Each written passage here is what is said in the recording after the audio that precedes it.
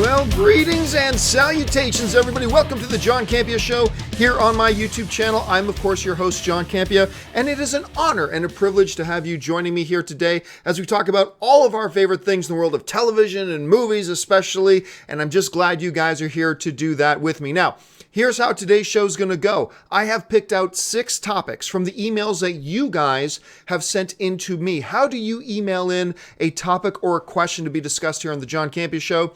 It's simple. Just email me anytime at john@thejohncampeashow.com. That's john@thejohncampeashow.com. And guys, this is important. Make sure you put the word topic in the subject line. If you don't put the word topic in there, I'm not going to see it.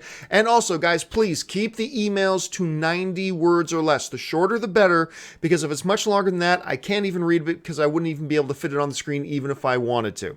Now, after I'm done going through those 6 topics I've picked out from your guys' emails, I'm going to go over to the people watching live. Yes, I do this show live every morning. And for those of you who are watching live right now, I'm going to save some time at the end of the show to take some of your live comments and questions. And you can simply get those live comments and questions up here on the show by tweeting to me at John Campea. Once again, just tweet to me, start out a tweet with at John Campea and put in your question, and maybe you will see your tweet pop up here on the bottom of the screen. So, with all of that out of the way, let's get on to the first question of the day. And the first question today comes to us from Daniel Yamasaki, who writes, I heard you talk about how George Lucas convinced Alec Guinness to be in Star Wars. The answer of money and points were mentioned as to how Lucas got Guinness to be in the movie. So I was wondering, what did you mean by points? What are points? As always, thanks and keep up the amazing work. Well, yeah, thanks a lot for the question, man. And it's one of the most fun stories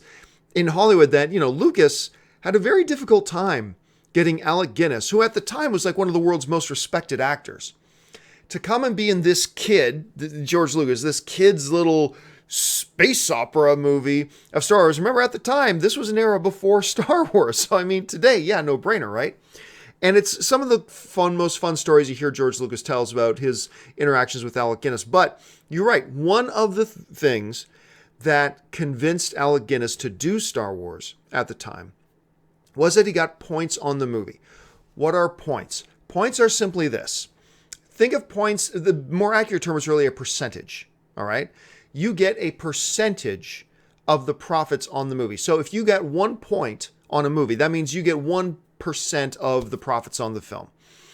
In terms of Alec Guinness, I might be wrong about this. I think he either got 2 or like 2.25 points. They gave him like 2.25 points. Now to put that in perspective, Mark Hamill got 0.025 points on the first Star Wars. Now, obviously at the time, nobody had ever heard of Mark Hamill. Alec Guinness is one of the most respected actors in the world. They needed an established name in their film at the time. So that's why he got more points. So like over the years, he has made a lot of money on that. And Mark Hamill as well has made a lot of money over the years, even though he had a relatively small percentage of the points on that. Now, why would a studio or why would an actor want to use points? And it's important to note here that points are not always, actually not even the majority of the time, points are not involved in contracts. But, especially for popular actors, they can be fairly common. Why would an actor want points? Why would a studio want to give points? Oftentimes, points for a studio, the reason they're beneficial for a studio to give an actor certain points on a movie is because the studio may not want to pay the actor all that much up front. A studio might want to limit its financial risk. So let's say you and I was going to hire you to come and, I don't know, what do I got here? Let's say I had a USB fans business. I got a little fan here powered by USB, and let's say I make these and I sell these. Okay, so that's what I do. Now let's say I hire you to be my salesman. Now, I can either offer you, let's say you come to me and say, okay, John, I want $40,000 a year to be your salesman. And I'm thinking to myself, well, he might be a pretty good salesman, but I don't really have $40,000 I can afford to pay him right now. So I'll come back to you and say, hey, well, how about this?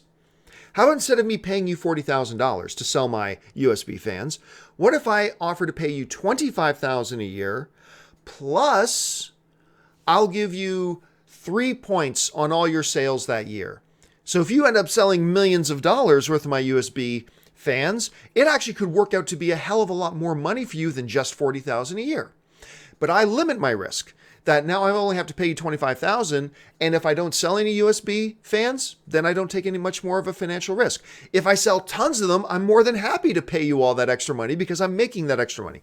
So a studio may look at, say, an actor. Let's just, for argument's sake, let's say Daniel Day-Lewis. We're just making up a fake scenario here, and I'm a producer. I want to make a movie about, Felipe, the sentient dancing microphone. And Felipe's here once again. So I want to make that movie, and I want it to star Daniel Day-Lewis. Now, Daniel Day-Lewis's agent says to me, well, that's all well and good. Daniel wants $70 million. And after I choke, I go, well, okay, how about instead of $70 million, I give Daniel Day-Lewis $1 million plus 30%. I mean, nobody goes that high, but just for argument's sake, plus I'll give him 30% of any profits the movie makes. Well, now Daniel Day-Lewis and his agent go, well, you know what? There is some possibility. I mean, this thing may flop, but there's a possibility here this could take off really big in Belgium. For whatever reason, people love Felipe, the sentient dancing microphone in Belgium, okay? Just go with me. So the Belgians love Felipe. They just go crazy for Felipe. So the agent and Daniel Day-Lewis think, well, you know what? Maybe this could surprise a lot of people. We could make a whole ton of money on this. That might get me more than my $70 million. Okay, we'll take the points. So that's the benefit from the studio's point of view, is that they actually limit their risk and they're only paying a lot of money to the actor if they themselves are making a lot of money. For the actor, it's a little bit more of a risk because the actor's not taking more guaranteed money up front, but they could catch a windfall on the back end of it. If Gerard Butler got points on Geostorm, he's kicking himself right now instead of just taking some upfront money because that movie's going to just lose tons of cash. So anyway, that's the advantage for the actor. That's the advantage for the studio. I hope that clears that up. All right, let's move on now to the next question. And the next question today comes to us from Daniel Nicodemus. And Daniel Nicodemus writes, "Hi, John. My question is concerning the new Phantom Thread trailer. For me, it seemed like the moment Daniel Day-Lewis opened his mouth and spoke, he was a lock for the Oscar. I was wondering if you have ever been able to lock in an Oscar winner just from watching the trailer." Well, thanks a lot for the question, man. I appreciate it. And, I don't know that I can ever say I've picked out an Oscar lock based on a trailer. I think the closest I ever came to that was even before the trailer came out. I remember doing an episode of Movie Talk way back in the AMC days. And the announcement had just come out that there was this movie coming out with Leonardo DiCaprio. And it was going to be set in the wilderness. There wasn't a working title yet. You know the movie I'm talking about. There wasn't a working title yet, but it's got an Academy Award-winning director coming on and all this kind of stuff. And I remember at the time, it's like, wait a minute, some dude gets attacked by a bear and then he goes on a vengeance spree? What? And I remember at the time when we read about that and we first talked about that news, I was like, okay, no, this, just give the Academy Award to Leonardo DiCaprio now. Because at the time, it's like, we already know how good Leonardo DiCaprio is. He had never gotten an Academy Award. And it just seemed like, I think it was Inarritu who was the director of the film, and he was going to be directing him. It's like, he's an incredible director. Now you got this incredible guy, and it's the type of Oscar baity kind of movie. Like, this is going to be something that really pushes Leonardo DiCaprio. And I remember going, I remember that episode of Movie Time, just going, just forget it. Just email him the Oscar now. Just email the Oscar to Leonardo DiCaprio now. And sure enough, that happened. But I always I'm cautious. The only time I ever really go, oh, this could be an Oscar thing, is if I know the actor and I already know that the actor is like world-class talent. If I already know the actor is world-class talent, and then I get a taste of the movie in the trailer, sometimes then I'll let my mind start going, oh, maybe this could be an Oscar thing. I never really do that for unknown actors because the trailer doesn't give you enough. But something like Daniel Day-Lewis, we've seen 8 films with Daniel Day-Lewis. We know what he brings to the table. And then we see him bringing that talent set that we know that he has to a trailer that looks good, and we can start to speculate about Oscar chances. But anyway, that's the only real time I've ever kind of nailed one right off the bat. I'm sure you guys have got some. What are some examples from you guys of the first time you saw a trailer, you knew this movie or this actor or whatever was a lock for whatever Oscar? Jump into the comments section and let me know. All right, let's move on now to the next question. And the next question today comes to us from James Walsh. And James Walsh writes, "Hello, John, and thank you for taking my question." You're welcome, James. Deadline recently reported that Mel Gibson is interested in doing Lethal Weapon 5. With the TV show on air at the moment, would the studio really make another movie? Well, the answer to your question is, first of all, the second part of your question is, would they really do another movie? The answer is yes. Look, I'm about to say something, and I don't mean it to offend anybody. I have never seen an episode of the new Lethal Weapon TV series, and I don't actually personally know anybody that has. Now, maybe you do, and you know lots of people. That's great. I'm not saying there aren't people out there to watch it. I'm just saying I personally have never spoken to somebody who's actually watched the show, so I have no idea. So I don't think like some TV show they have going on right now would interfere with their plans if they wanted to do that. So, and the answer to your question is yes, it's not just Mel Gibson. Apparently Danny Glover, the original director, apparently everybody is talking with Warner Brothers. They've gathered them all together, and apparently they've all said they're into it. They all want to do it. So at this point, they are seriously looking at doing this. There is a real, like sometimes we hear about things or somebody's talking about something. It's like, maybe that's a 2% chance. Like this is like in the realm of like 15, 20% chance this is actually going to happen. Apparently all the major parties involved have said, yes, they want to do it. The big interesting question here for me, obviously, is not even necessarily, is it too late for another Lethal Weapon? I think there's enough mojo with the brand name that you could do something special. I mean, as long as you don't make the movie for like $150 million, you do a Lethal Weapon 5 at a $40, $50 million budget, like a Deadpool kind of budget, that movie could make money. It could. But the real question, though, is where does the studio think Mel Gibson stands right now with the general movie-going public? Now, we've seen Mel Gibson do and say everything right, like ever since he like completely had a meltdown of the brain and said some incredibly stupid, self-destructive, hurtful, damaging things. And so that happened. That was a lot of years ago now. There are a lot of people who say he's done everything right, he's done all the right stuff to try to, make up for what he did or said or whatever, or atone, if you will. Fine, but that doesn't mean the movie-going audience is obligated to want to see Mel Gibson. It doesn't matter what Mel Gibson does from now on. Nothing Mel Gibson can do can legitimately obligate the audience to give him another chance. That's up to the audience if they want to do that or not. Now, he came up, he was in Expendables, and everybody seemed to really like him in Expendables. Everybody thought he did a pretty good job in that. Of course, and now he's coming up in Daddy's Home 2, and apparently he's testing really strong. The audiences really seem to like him in it. But these are small supporting roles. I mean, his role in Expendables and his role in Daddy's Home 2 aren't tiny cameos or anything. Like, they're legitimate roles, but they're not the main leads, right? So Mel Gibson was not the main lead. They weren't building Expendables 3 on the Mel Gibson name. They're not building Daddy's Home 2 on the Mel Gibson name. It's being built on Will Ferrell and Mark Wahlberg. So that's one thing. And it's one thing for the audience to go, you know what? Okay, yeah, Mel Gibson came in and did that. Would the audience, and this is not a rhetorical question. I'm not making any presuppositions here. I'm wondering, is the audience ready to come out and support a movie that is starring Mel Gibson? Like, it's Mel Gibson's film. Yes, I know it's Mel Gibson and Danny Glover's as well, but let's face it, because of everything that's gone on, the name people are going to be talking about is Mel Gibson. Are they ready to come back and give him a shot? And there is no right or wrong answer to this. Everybody, because of the things Mel Gibson did and said, everybody has the right at this point to feel however they want to feel about him.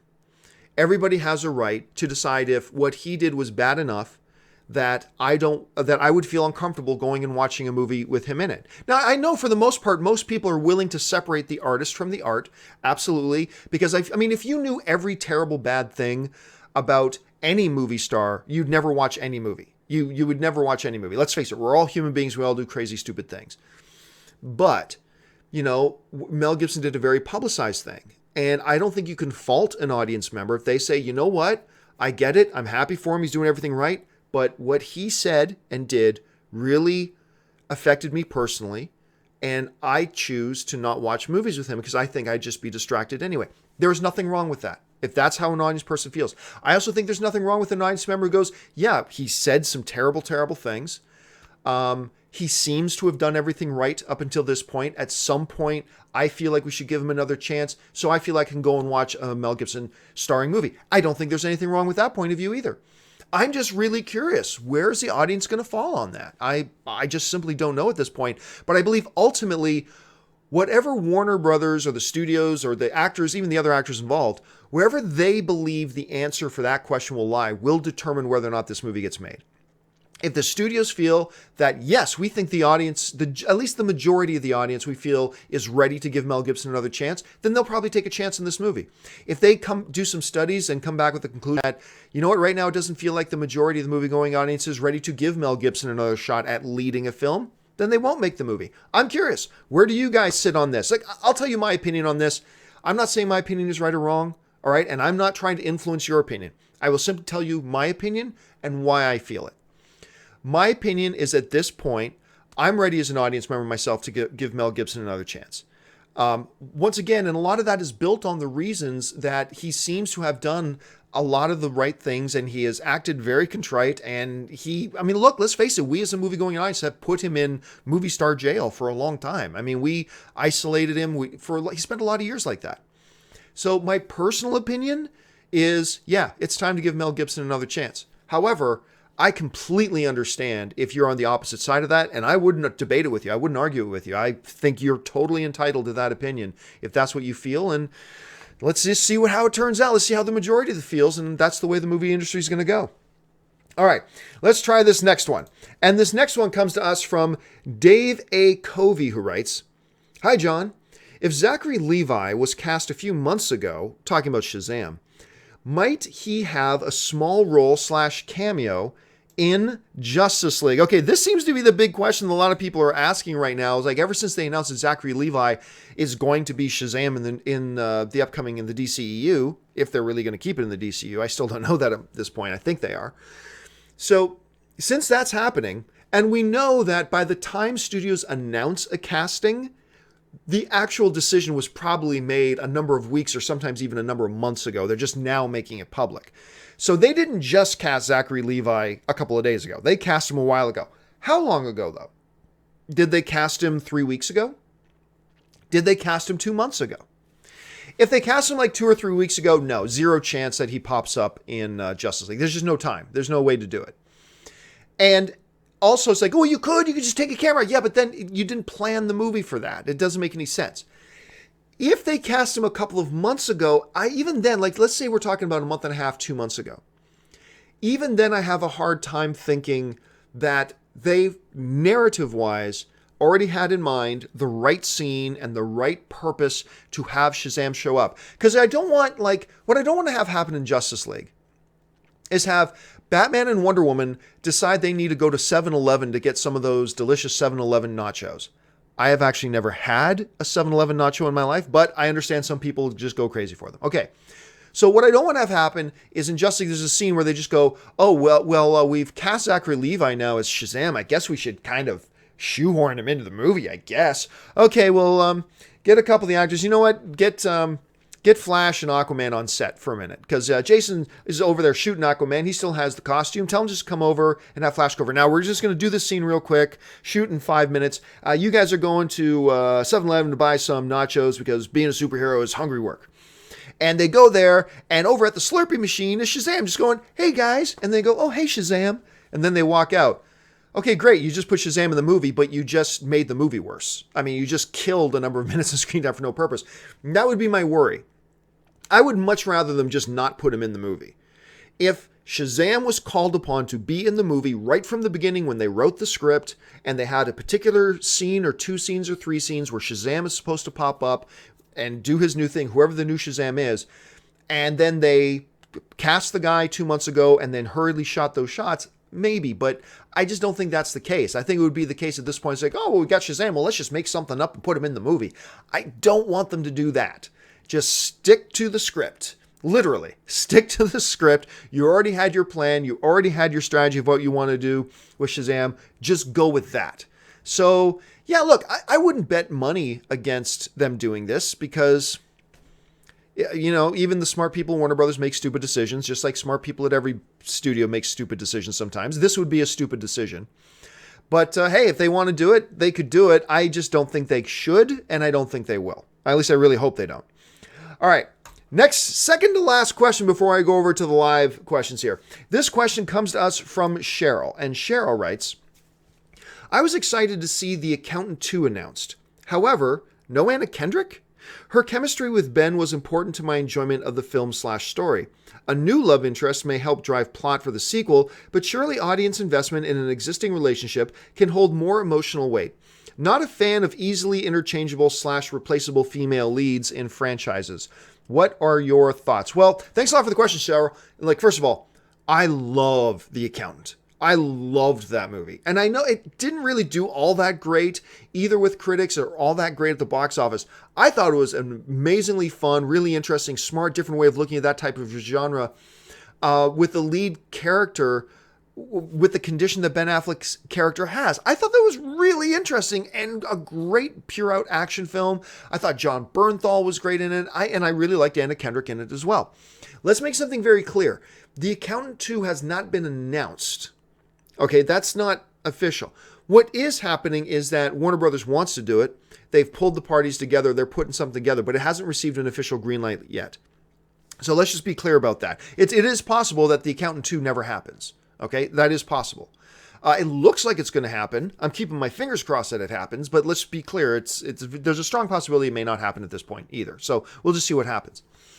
Now, as far as Anna Kendrick. Now, what they have announced is that John Bernthal would be attached if they did a sequel, and that clearly Ben Affleck would be attached if they did a sequel, and the director would return if they did a sequel. So that much is kind of in place. But there was no mention of Anna Kendrick. And I will say this, I'm totally fine if they don't bring Anna Kendrick back. Not because I did not like Anna Kendrick in the movie. I did, as a matter of fact. I liked her. I'm a big Anna Kendrick fan. I think she's just a sweetheart, and I just love seeing her in films. I really do. The reason I'm totally fine with the idea of not bringing her back is the ending of The First Accountant. He left. He's gone, and he did not bring her with him. So she's gone. She's out of the picture. I feel like at this point, you would have to explain why Anna Kendrick needs to be in the movie. She doesn't. Because narrative-wise, that's not the direction that the narrative was going with her being in the picture.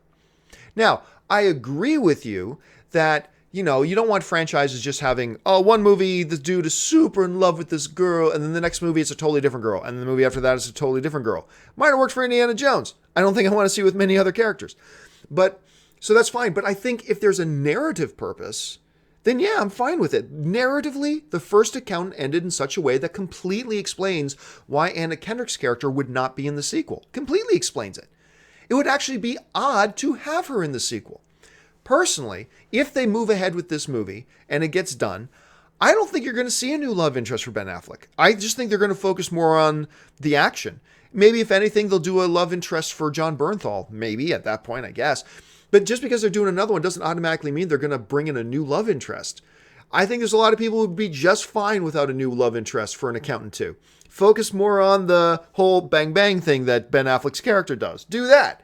I think that we'd be totally happy with that. So, look, all other things being equal, I would love to see Anna Kendrick back. But if they don't, I don't think it's odd or awkward because the way the first movie ended completely explains why she wouldn't be there. So I'm totally cool with that. And I don't think, I could be totally wrong about this, but I don't think we're going to see a new love interest for Ben Affleck either. So we'll have to wait and see. All right, final email topic of the day before I go on over and take your guys' live questions. And the final email today comes to us from Alvin Alex, who writes, recently I read an article on Forbes about Blade Runner 2049 being a flop in China with an estimated $7 million opening weekend. Do you think it's game over for this franchise? I loved it. Can they maybe make a sequel with less budget in the future? No, this franchise is dead. This franchise is dead. It's done. It hasn't even made $200 million worldwide yet. It's going to cross. It will hit $200 million worldwide. But at $150 to $170 million production budget, that means that they're facing almost as big of a loss as Geostorm. They're going to financially take almost as big of a loss as Geostorm is going to take. They're going to lose a lot of money on this movie. And why would you put out another one? I mean, this movie was really good. Blade Runner 2049 is really good. It's not like they can go back to the drawing board and say, well, you know what? I bet if we made it better, we can get more audience members to come out. They made it really good. It's a really good movie. Like, there are a lot of people who feel like it's their favorite movie of the year. It's not in my top 5, but I thought it was really good. I was very enthusiastic for this movie. I think it's a solid, fun film. I don't know why more people didn't go see it. But it has tanked. There's just no way around it. A movie that costs that much money, they've lost a lot of money in this movie. And that's hard to do. So there's no reason. Anybody that would greenlight another one would probably get fired at this point, because there is simply no financial rationale to justify making another one at this point. So I think they're just going to go, you know what? We made a great movie. It was worth the shot. Business-wise, it didn't work out. So let's remember the good times we had making it. Let's celebrate that we might even get some awards for it. And let's be proud of the piece of art that we made.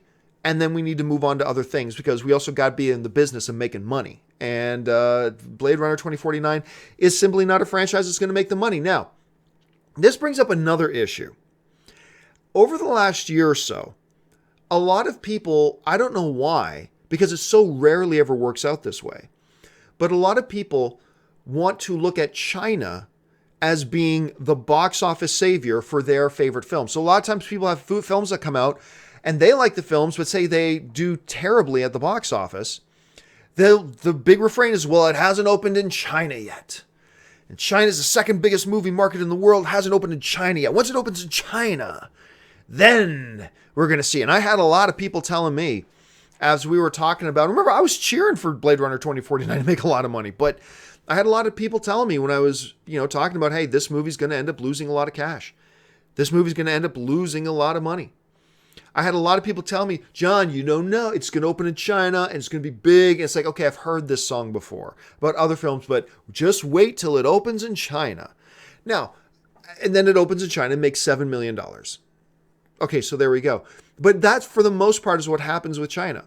As a lot of people just automatically think, once it hits China, it's going to make another $100 million. That is rare, especially for the Hollywood films. Now, there are some things like Spider-Man. Spider-Man's huge in China. Spider-Man's a massive IP in China. So, of course, Spider-Man was going to make big money in China. And a lot of domestic films, a lot of Chinese domestic films do very well too. But, I mean, this notion that I think a lot of people have started to allow into their brains that no matter what a movie does domestically, once it hits China, it's going to double its money. That's just not the case. It can be the case. There are examples of that happening, but those examples are the minority of examples. The majority of the examples don't justify that kind of optimism. Will China become a bigger and bigger player in the whole stage? Absolutely it will, but we've got a ways to go before it becomes like the savior for all film. All right, guys, I said I would save some time near the end of the show to take your live Twitter questions. For those of you guys who are watching live, you can start sending in those questions now. But before we get to those, it's time for my daily commercial break and time for me to do my shameless plug of my Patreon page. You guys know I no longer work for any companies. I left the corporate overlords to do this on my own. And the reason I'm able to dedicate my full time to doing these shows is because of the support of my Patreon supporters. Do me a favor. If you enjoy my programs or you spend any amount of time during the month hanging out with me and the rest of the fans here online watching these videos, head on over to www.patreon.com/John Campea. Get all the information about what it means to be a Patreon supporter, how being a Patreon supporter actually makes these shows possible, and also what benefits there are to being a Patreon supporter. And after reading all that, maybe you'll want to become one of my Patreon supporters, which would be awesome. And if you don't, that's totally fine too. All right, with that out of the way now, guys, I'm going to open up my little Twitter board here and get this all set up and ready to go. And we are going to start our Twitter experiment by going over to Slumdog Snake, who writes, John, do you think Vince Vaughn has the acting talent to win an Oscar? He looked good in some serious roles lately. Well, listen, actually, before he became the big comedy guy, he was touted as a legit rising A-list star in the world of drama. A lot of people, when he was getting started, a lot of people pegged him as the next big drama star, actually. And then he found out he really had a groove with comedy as well. And then all of a sudden, Vince Vaughn was only looked at as a comedy guy. He absolutely has the talent to do that. Now, it's all a matter of him finding the right role that's the perfect fit for him in the right movie that would get him that type of attention. There's a formula that has to fall into place here. But does he basically have enough talent that it's feasible that at some point in his career we could see Vince Vaughn standing at the Academy Awards accepting a trophy? Yeah, it's possible. I wouldn't put money on it at this point, but he does have enough talent that I think him in the right role with the right movie and the right director working with him, it's something that could absolutely happen. All right, let's move on to the next question. The next question comes to us from Bob Linton, 1995. John, actor who plays Will in Stranger Things for Billy Batson? Well, you know me. I don't care. As long as it's a good actor. Look, if they announced that Will Schnapp, Noah Schnapp, I believe that's the actor's name, the young kid who plays Will in Stranger Things. And by the way, he deserves an Emmy.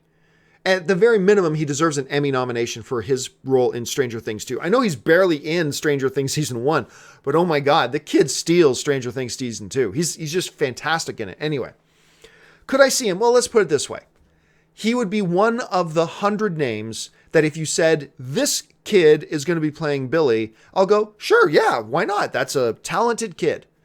That's all I care about. Do they put a talented kid in it? It doesn't have to be Noah from Stranger Things. It doesn't have to be this kid. It doesn't have to be that kid specifically. I'm open to whoever. This kid, Noah, who played Will in Stranger Things, he's a tremendous talent. So if they announced him, sure, I'd be totally fine with that. But that doesn't mean I think he's the only guy we can get for this role. But yeah, I'd be fine with him, like I would be fine with many other names as well. All right, next questions.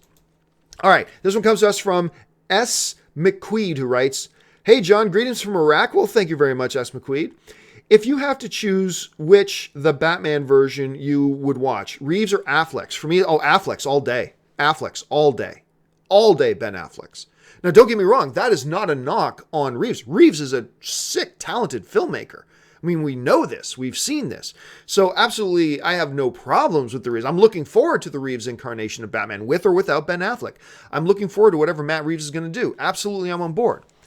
But you give me the choice. If I got to press a magic button right now that says we either keep the Matt Reeves one or we go with Ben Affleck's, I'm taking the lifelong Batman fans guy, the guy who made a film that won Best Picture at the Academy Awards. I'm going with that guy. That's the guy I'm going with. Again, not a knock on the Matt Reeves one at all. Very much looking forward to it. But like if you ask me, hey, do I want some chocolate ice cream or do I want some Oreo cookies and cream ice cream? I love chocolate ice cream. But if you also give me the option of Oreos, cookies, and cream, I'm taking the Oreos, cookies, and cream. I mean, that's just it all day, every day.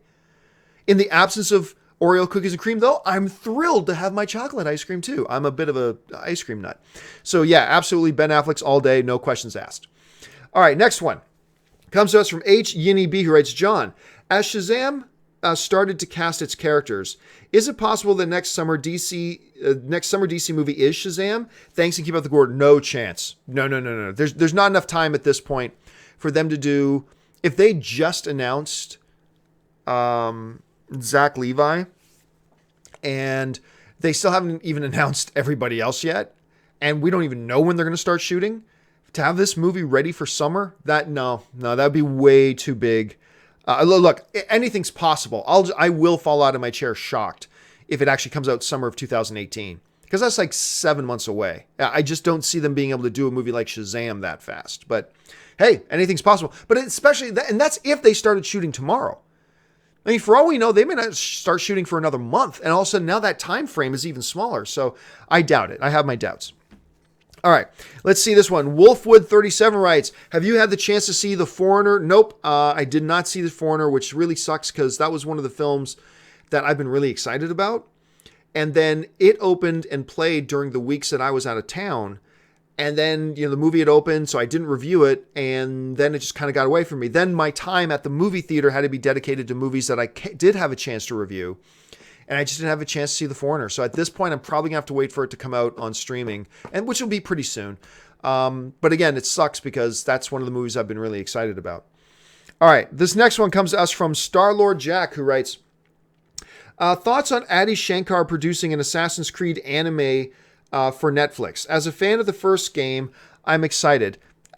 Hey, look, Adi Shankar just produced that.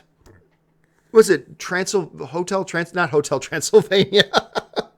What's that vampire one they just did on Netflix that had Dracula in it? It was like 4 episodes for season 1. Guys in the chat board, help me out here. It is not Hotel Transylvania. It's, I can't remember the name of it. Castlevania. Thank you so much. Hotel Transylvania. Hotel Transylvania by Adi Shankar. Adi Shankar was one of the producers on that, if I'm not mistaken. And that turned out pretty well. So at this point, I'm willing to give... If you're saying there's a new animated series based on anything from Adi Shankar, I really like the Castlevania season 1. So I'd be up for giving it a shot. That could be interesting. Not that great of a guest on like a movie talk show, but the dude can produce some pretty fun, cool stuff. All right, let's see. Next one comes to us from RD Ryder, who writes, John, are you a Futurama fan? If so, do you have any favorite episodes, moments? I like Futurama. I'm not going to pretend I've watched every single episode because I haven't, but I've watched a lot of episodes and I've enjoyed it. It's not up there for me like with Archer or Family Guy or anything like that, but I've enjoyed it. But by far, I think my all-time favorite moment, scene, character, whatever from Futurama is the very first episode with Zap Brannigan, the Captain Kirk ripoff character of it. The first couple of episodes, actually, that Zap Brannigan is in Futurama is just priceless. Just absolutely priceless. I could watch that and just laugh myself sick. I always thought... So the Killbots, you know how I defeated the Killbots? I sent wave after wave of my own men until the Killbots hit their kill limit. It's awesome. Go check it out if you get a chance. Or just look up some clips. Look up Best of Zap, or is it Zaff? I think it's Zap. Anyway, Zap Brannigan. Check that out on YouTube. Just look for best moments of that character and you'll probably find something really funny. Okay, let's see. Pulling up some more tweets right now. And Elijah writes, does it bother you when younger actors don't look like older actors? No, not really. It's a movie. I understand. Like, this is this character younger. Any more than having two characters in a movie that are supposedly brothers not look anything alike. That doesn't bother me. I get it. It's a movie. These two guys are supposed to be brothers. Okay, they're brothers. This is the younger version of Charles Xavier. Fine. It's Charles Xavier. I mean, it's always cool when they do a younger version of the character and it's bang on. I mean, that's cool. That does interest me a lot, but it's no way a detractor for me if the younger version doesn't really look all that much like their older version, because my head knows this is that character younger. The fact that it doesn't look exactly like him doesn't bother me at all. It doesn't take me out of the doesn't take me out. Okay, next one. Bengals fan cam writes, NFL picks for today. At least a couple. Oh, you know what? I would have to bring up the whole list in front of me, so I can't give. I can't. You know what? What the heck? Give me a second here. Let me pull up ESPN. Get my scores on here. Okay, so I'm gonna go. I'm going to take Philadelphia over San Francisco. That's a no-brainer. I'm going to take New Orleans will beat Chicago. I know Chicago's got that new young quarterback, but I'm going to go with New Orleans over that. I'm going to take Cincy over Indianapolis. I'm going to take, believe it or not, I'm going to take the Jets over Atlanta. I think the Atlanta Falcons are a broken team right now. I will take Tampa Bay over Carolina. I will take Oakland over Buffalo. It hurts me to say that. I will take Seattle over Houston, and I'm going to take Washington over Dallas. So there are my picks for today. All right, next one comes to us from Y2J, who writes, John, thought on Warner Brothers changing the color palette on BVS to match up Wonder Woman. I've heard some things about this, but honestly, I haven't firsthand watched anything, so I can't really comment until I see it. If it is true, and I don't know that it's true, maybe it is. Maybe it's totally factually true. I just don't know yet because I'm just hearing about it. And I heard about it earlier this morning as well.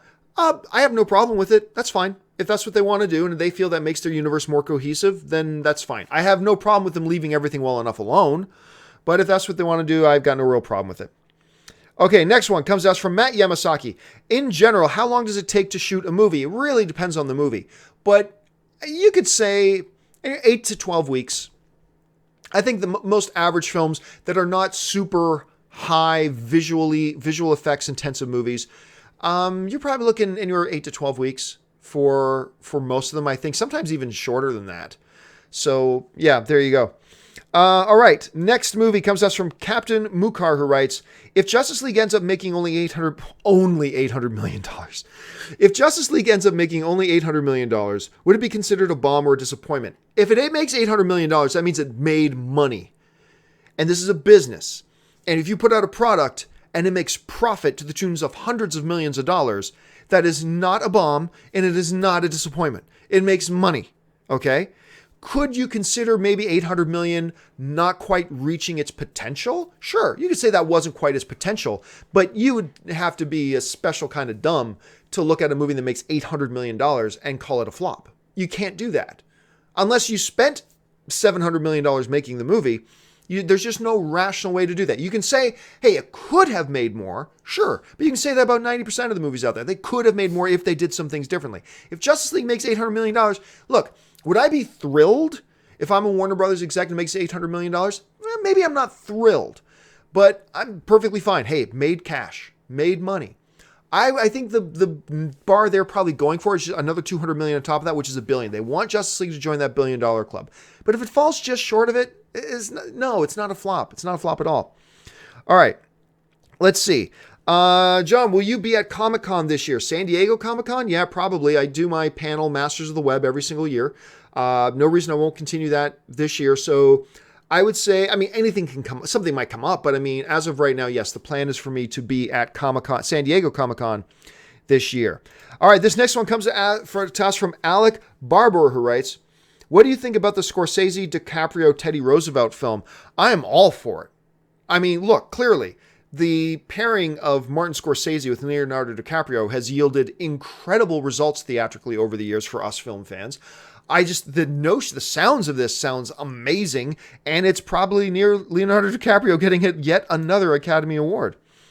Okay, let's see. This one comes to us from Syrian Martin, who writes, John, do you think there will be another Power Rangers movie? I love the new movie, and I'm sad another one may not happen. I would put another Power Rangers chances between 0 and absolute 0. Let me bring up the actual final, because I want to make sure I get this correct, the actual final box office tally. All right, so the reported production budget for Power Rangers was $100 million. Worldwide, it made 142. That means it lost money. And look, you guys know, I was shocked that I liked it. I thought it was going to be awful. And I had to come out and go, you know what, guys? I got to call it like I see it. I liked Power Rangers. Sue me. I liked it. I know I've been saying forever it was going to be terrible, but you know what? Got to be honest. And my honest opinion was I liked it. I had fun with it. But again, any studio exec that greenlights another one, it probably gets fired right away. It's just a terrible box office result for a movie that cost $100 million. So I just don't think they're going to be doing another one. Matt Yamasaki, John, Dodgers or Astros? Well, I'm living in LA, so I'm going to go Dodgers. All right, next one, John Campea. Does the 1 hour and 59 minute runtime of Justice League include credits? Yes, every runtime of every movie you hear includes credits. So when you hear that Guardians of the Galaxy is 2 hours and 5 minutes, that includes credits. When you hear Star Wars is 2 hours, that includes credits. When you hear whatever the runtime of Avengers Infinity War is going to be, that includes credits. Every time, every single movie, when you hear a runtime, that includes credits. So don't do this whole thing, well, now you got to deduct. No, you don't. You only do that if you're going to do that for every other single movie as well. A 2 hour runtime is perfectly fine. Guardians of the Galaxy did it with 2 hours, and it turns out great, and that is minusing all the end credits, all the 4 end credit scenes it had, and all of the credits too, and that's included in the 2 hour and 5 minute runtime it had. So don't worry about it. Yes, it does include runtime. All right, let's see. John, Matt Yamasaki says, John, how much time goes into the pre-production of your show? I'm going to say about 2 hours goes into a pre-production of my show. That includes going through all the movie news stories that are out there, and then going through, I probably shuffle through about 50 emails to pick out, the 5 or 6 I'm going to use in a show. Then I have to put all the graphics together. Then I get the live stream ready, and then I have to set up the production unit with all the graphics and all the notes put in. So I'd say altogether it's probably about 2 hours of pre-production work to get one of these shows together. And that's not counting all the other videos I do during the day, but I'd say roughly a good guess is about 2 hours. Let's see. Bob Linton, 1995. John, do you like soccer? I'm not a big soccer fan. I admitted this on the show the other day. I only really watch soccer when it's the World Cup time, so I can break out my Italian flag and yell Forza Italia. But that's pretty much the only time I watch soccer. Next one. John, do you think BVS should not have used Doomsday? No, I'm fine with them using Doomsday. Now, you all guys know I liked Batman vs. Superman. I gave it a positive review. I like the film. but I never liked the way they used Doomsday. Like, just all of a sudden, he's just some monster that, because Lex Luthor cut his hand and bled onto a corpse, and boom, you get Doomsday. No, I did not like the way they did that. I think you should have, if you wanted to use Doomsday, you should have started hinting at him right from the beginning of the film. And then his coming into being should have been a part of a progression throughout the film, not, I'm Lex Luthor, I'm crazy. No, you gotta fight Doomsday. Ah! Like, I wasn't a big fan of how they handled that. So, I mean, I still love the fight, like the big fight that then ensued, and I love how Superman ultimately defeats him, and I liked all that, but I just didn't like the way they handled the character in particular. So it's difficult for me to say I don't think they should have used him, because you need something big for them to all have to team up and fight at the end. And what on earth, literally, what on earth could Wonder Woman, Superman, and Batman have to go into a fight against that it takes all three of them to beat them? Doomsday, unless you're going to bring back General Zod. And maybe bringing back General Zod was what they should have done. I'm not sure. Okay, 2 more questions. This one comes to us from Victor Lynn 212, writes, John, have you seen a Begin Again? Oh, with Knightley and Ruffalo. I thought you said Benign. Have you seen Begin Again with Knightley and Ruffalo? And if so, do you count those movies as musicals? I don't count them as musicals. I think a musical is, I mean, that's where like the narrative itself moves with the music. I mean, it's all music. The music is the narrative, music is the dialogue, all that kind of stuff. I don't count it as a musical. It is a music movie, but would I count it as a musical? I'm not sure that I would count it as a musical. All right, and the final question of the day. Let's see. It comes to us from Diego0226, who writes, John, hi and greetings from Peru. Well, greetings everybody in Peru. Will you make another video about Stranger Things? A spoiler review? Yeah, I will probably do a spoiler review for Stranger Things, but I'm probably going to give it about a week. I'll probably give it about a week so to make sure everybody's had a chance to watch it, and then I'll probably do it live. I'll probably do it live so we can all interact on the tweet board as well, so we can all talk about it. Instead of just me making a video about it, we can all actually talk about it. So I probably will do that, but I'm going to give it about a week. I don't have a specific day in mind yet. Again, I just want to give most people an opportunity to watch it first. All right, guys, that will do it for me for today's installment of the John Campea Show. Thank you so much for joining me. Listen, as always, if you like this stuff, click the thumbs up button, jump into the comment section, leave a thought down there, and make sure you're following me on social media, simply at John Campea. That will do it for me for today, guys. Thanks so much for joining me. My name's John Campea, and until the next video, bye-bye.